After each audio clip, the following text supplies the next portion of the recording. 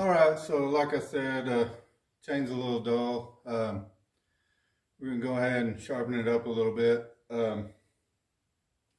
It's got a pretty cheapo sharpener from Harbor Freight. I think they make better ones now, but if you hold your mouth just right and keep your hands on the chain, you can get pretty good results.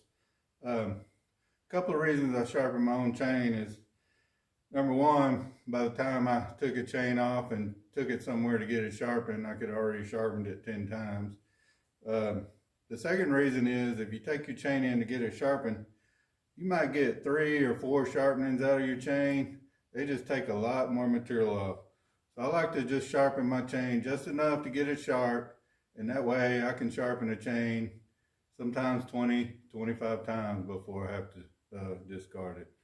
So anyway, let's get into sharpening.